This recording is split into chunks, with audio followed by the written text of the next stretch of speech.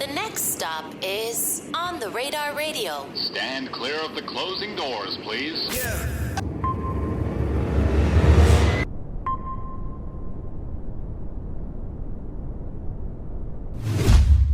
Yes, sir, baby. On the Radar Radio. Yo, special guest in the building. Mr. Bello in the building. How are you today, my brother? I'm feeling good. How you? Blessed to have you here. Man, thanks for having me, man. Good shit today on the performance. Appreciate. That's what we do. GQ's been telling me about you for a while. You just had a SOB's performance recently, too, Just right? had an SOB's performance with Major Stage. Shout out to GQ and the whole team, man. That was recently, though, right? That was like legit 2-3 weeks ago. That was your first SOB's performance, right? My first SOB's performance, headline. Dope. How does it feel? For a Tuesday show.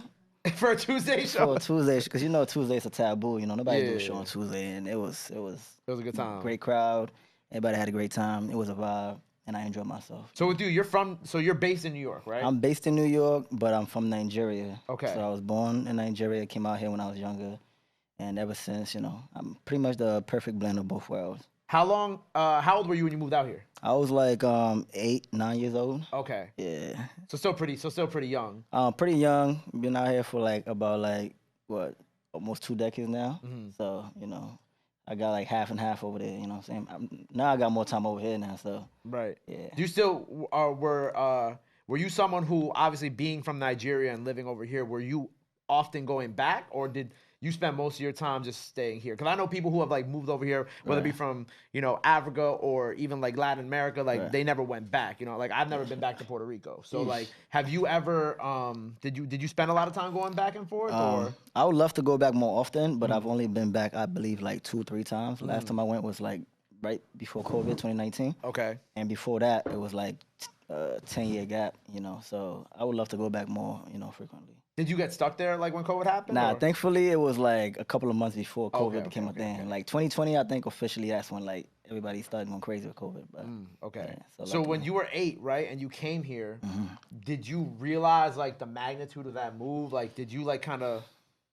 At that time, I don't think so, man. I was just a young kid, you know, just trying to figure out this new terrain, figure out, you know, what America is about, you know, trying to find my place, you know, find my way, you know, changing over, you know, just assimilating and trying to, I don't want to say blend in, but trying to like get the drift of how, you know, things work around here, you know, from the language to the culture and, you know, and then at some point, you know, I just decided like, yo, being me is the best thing. I don't got to fit in, you know, just be myself, be that African boy, be that Nigerian boy and teach my friend, you know, like, this is jollof rice, this is Yoruba, you know, and then I felt like that was the best decision I ever made. Right, like just learning to be yourself. Was that something at first that you had to overcome? Because I feel like, you know, when you move to America from a foreign country, obviously there's like that big how did Papi Ojo say? It's like a learning curve, or it's like there's like a lot of things that you have to overcome because you know, when we're kid, everybody's kind of an asshole when they're a kid, right? Oh man.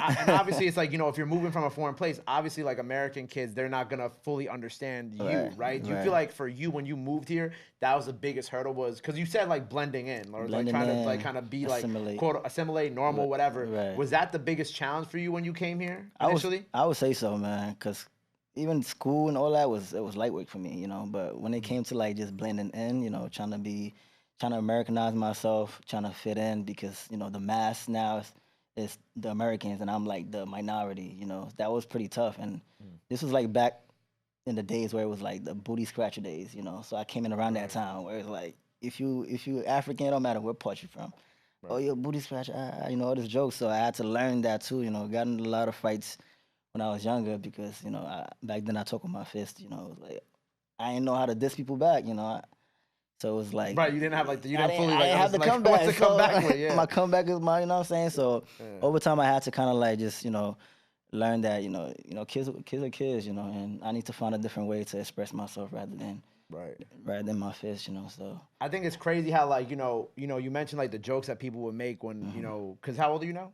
I am 28 right now. I'm 26. So like, you know, so like around the same time we were in school around the same age. It's like, you know, you think about the jokes that people made back then. And I saw like people tweeting about this. And especially when it comes to like Nigerian culture or like just African culture in general, like back then people would make all these jokes, but then now it's kind of like, you know, with Afro beats and kind of the way things are. It's like, you know, when you in Brooklyn, like you can't, in the summertime, every party's an Afrobeat party. And sometimes like you go in there and you got to think like, yo, some of these people, like when they was kids, they was probably out here being disrespectful to, you know, OD. like immigrants or someone like yourself too. But now it's like, okay, everybody's accepting of the culture. It's just weird seeing how like times change and things grow, you know? What a time to be alive, man. And I'm loving it, you know. I'm glad that I think people just became more, I want to say less ignorant, actually, you know. Definitely, and became more open-minded. People started traveling more, you know, and the more people travel, the more they learn. So I'm glad that, you know, we're here right now. I'm here in this time. I'm glad that I went through those times too. Right. You know, because it make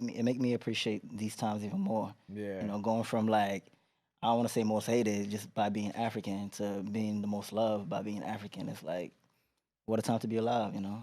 I'm grateful. I'm grateful to be here. I'm grateful to be one of the major people in the forefront, especially in the U.S. and the diaspora, doing this Afrobeats thing, man. I can't wait to take it to the next level. I know it's just the beginning, so yeah, it's about to get lit. I think as international music as a whole is just cool. Like even again going back to like that the then to now, because like it's like you look at back then and then you look at now. Even like from my perspective of being a Puerto Rican, it's like Bad Bunny, Burna Boy, and it's like now this is like the culture that people like. You know what I'm saying? Like they selling out stadiums, and it's not just their people selling out these stadiums. It's all different types of people who again 10 years ago may have been more ignorant, but now it's like, you know, they become more culturally aware, more self-aware of themselves. And now it's like, it's accepting and people like it, which I think that's probably the coolest part about it. Cause sometimes I think that when we talk about culture, people always like to talk about like, oh, you know, people are ignorant about this and that. But then like, if we look at 10 years ago, it's like we've actually come a long way of what people, and I'm sure like, you know, there's kids now who are going through those same things, but I think it's just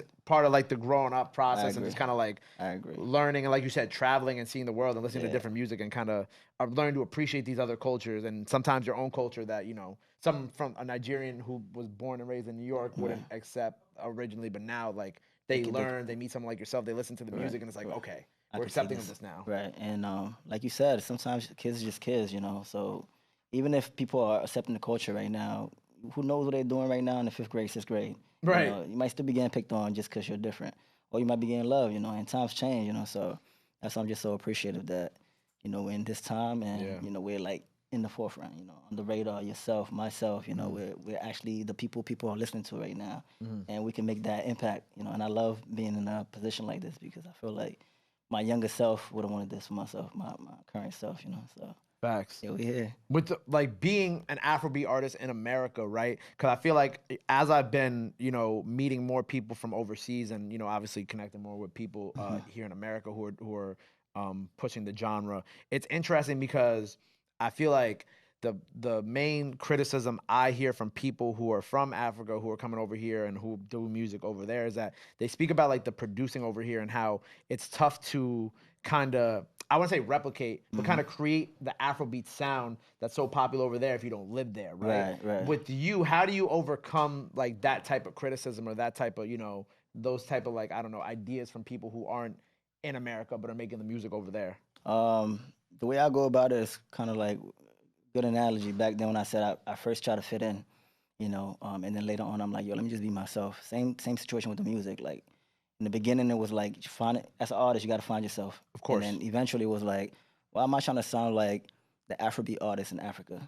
The people in UK don't sound like the people in Africa, and they do Afrobeats. They got their own swag. So why not just make my own sound, have my own sound, and we could all have our own, you know, American Afrobeat style. So that way it's something different, but still the same at the same time. That makes sense. So if we do collaborations with people from Africa now, there's something to bring to the table. We're not just sounding exactly alike. That's why sometimes people put UK artists on their track or a rap artist on their track to have that contrast. So we could be that contrast in the diaspora. They could have their own sound. We could have our own sound. But it's still all Afrobeats. It's still promoting love. It's still promoting vibe, good time. You know, and that's where I'm at right now. I'm like, okay, this is what it is. This is my sound. This is gonna be the sound of, you know, the U.S. Afro beats and the people around me too, the great artists around me too. They found themselves. So now it's like, okay, how do we push forward? Let's just go crazy. Let's push. Let's get on all the right places. Let's do the shows. You know, let's promote it to our friends, our family. Make sure that, you know, as we're supporting and, you know, like congratulating the people back home, we're also pushing our sound forward over here. So that way, when the next wave come, we all we are the next wave, pretty much. You know? So, Right. yeah. I think that's what it is too. Is like also it's just there hasn't been like Afrobeat artist from America to just have a viral record yet. You know what I'm saying? And I think that's like really what it is too. Is like okay, until someone, it's like with any other genre. Like, you know what I'm Right. saying? It's like even probably if you look at Afrobeats like 5, 10 years ago too. Like until like you have that one artist that has Right. like the viral record from Right. Nigeria, Ghana, but in this case America in the Right. Afrobeat genre, then it's Right. always gonna be like, oh well, they're just Afrobeat artists in America trying to copy what we're doing. Same thing with Spanish music in Puerto Rico and in America. Like it's like until you get that first big artist with that first big record, there's always gonna be the but they're not doing what we're doing. Right. You know what I'm saying? That's exactly funny that you mentioned that. That's exactly how it is right now. Cause we link up with other artists from Africa. From Ghana, from Nigeria. They come through and we vibe out. We chop it up and see like how what do y'all think about us over here? I know y'all see what's up. I know y'all see what's going on. And they were like, we see y'all doing y'all thing, but we don't feel like y'all, and I feel like it's exactly what you said is the exact reason. Like once one artist breaks through, the door is gonna open. Like it's gonna be massive. We think Afrobeats is big right now. Like it hasn't touched the U.S. yet.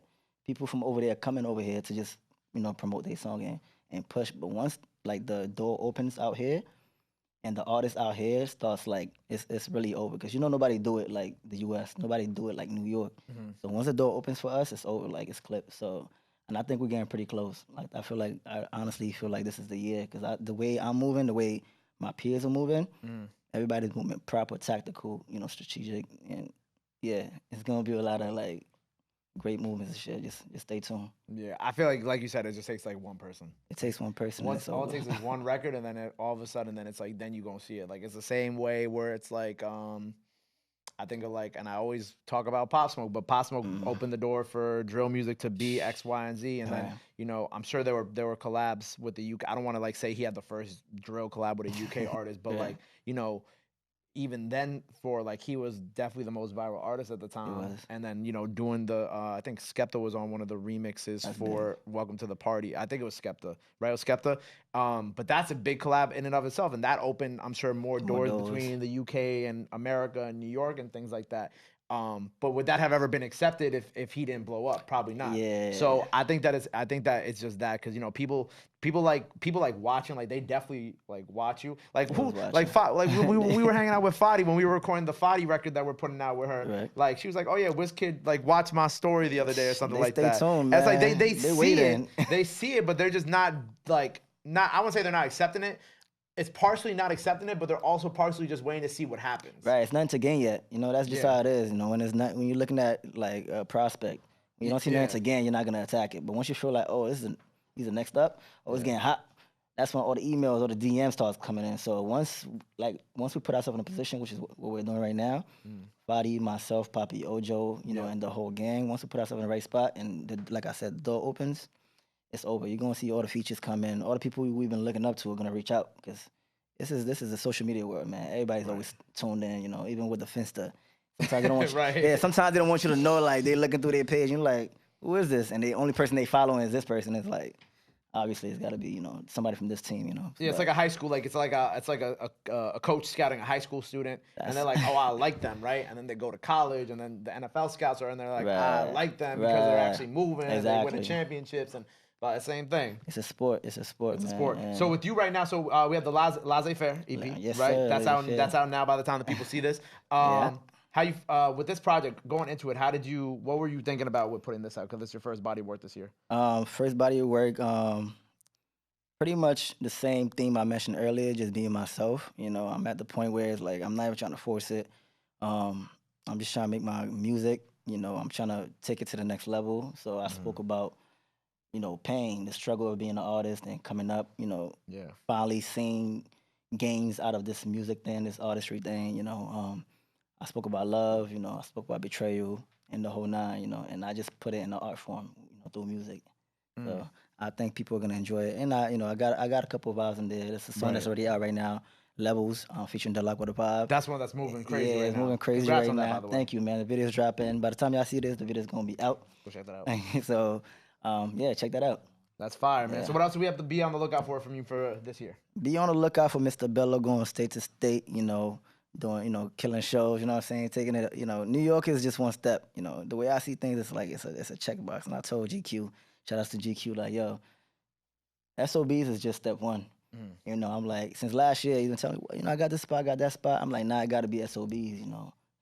Trust me, if you ask him, he's going to tell you. gotta be you know, SOBs. It got to be, because I'm trying to make a point, you know. I'm trying to show them that the same way all these artists from out there could come out here and touch down SOBs and, you know, do their show and kill it, we could do that here. And once we make that mark, we could do that anywhere, you know, because once you could make it in New York, you can make it anywhere. That's how I feel. Facts, man. Yeah, so, Well, look, man, congrats on everything. Thank you, my brother. By the time y'all see this, EP out now, performance out now, so go run that up. That performance, we're going to get that up on DSPs for y'all too, so make sure y'all go run that up on DSPs when that's out. Before we get out of here, let the people know they can follow you or anything else you want to let them know. Now's the time to do it. This camera right here. You can follow me. Well, first of all, my name is Mr. Bello, Afrobeat artist. I stopped doing that. I call myself an international artist now because I got to manifest that shit. There you go. By the time y'all see this, No Fear is going to be out. Laissez, Faire is going to be out. The video is going to be out on all platforms. By the time y'all see this, I might be on a different level, man. You can find me on all platforms. Mr. Bello Music, everywhere. You could Google that. You could Instagram, anywhere. Mr. Bello Music, MRBELLO Music. Ba-boom. There you go. Make sure you go follow him. Go run up the EP out now. Go run up the performance out now. Performance on DSPs. Go run that up. Go stream that. Make sure you follow him. Go show him some love. Go show him some support. Love is free. Support is free. But y'all already knew that. Till next time, Mr. Bello on the radar. We out. Boom. Thank y'all for having me, man. Appreciate you, man. On the radar. We here.